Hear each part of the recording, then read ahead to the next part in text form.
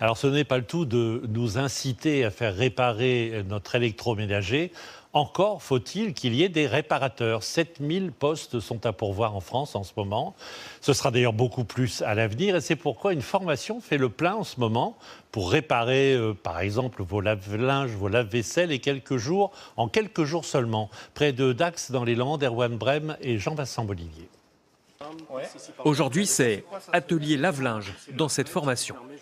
Une dizaine de stagiaires apprennent à détecter les pannes et à réparer les appareils. Il explique les répartiteurs d'eau, les circuits eau douce, les circuits eau dure.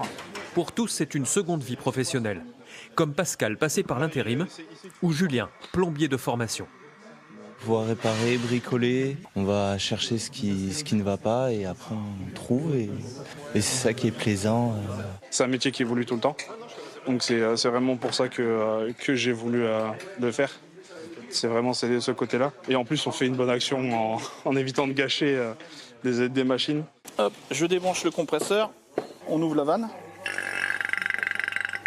Créée par une association, la Maison familiale et rurale, la formation gratuite dure 1 an en alternance. À la clé, l'embauche est garantie. Grandes enseignes, fabricants ou petits réparateurs s'arrachent les techniciens qualifiés. Il y a 5 offres d'emploi pour un candidat. C'est un métier qui devient intéressant et qui implique les nouvelles générations parce qu'on a une loi, et cette loi GEC, la loi anti-gaspillage et économie circulaire, fait qu'aujourd'hui les produits on ne va plus les jeter, on est plutôt dans une ère de réparer, reconditionner, revendre. La demande est très forte. Ilan a 19 ans. Élève de la formation depuis le début de l'année, il met en application ses apprentissages dans une entreprise à proximité. Donc, pas de chauffage, tu démontes, recherche de panne et on chiffrera après au client. Ok, pas de souci. Allez. Je vois ça comme une opportunité de trouver un futur travail. Surtout que là, dans ce métier, il y a de la demande, hein, comme ici. Le vendeur réparateur a déjà 2 techniciens à temps plein. Mais il n'y a qu'à regarder les appareils en attente pour comprendre qu'Ilan a sa place dans les effectifs.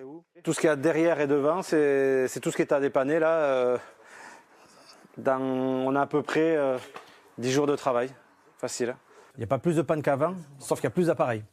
Dans les prochaines années, 40% des techniciens confirmés en service après-vente vont partir à la retraite. Ce sont 7000 postes qui seront à pourvoir très rapidement.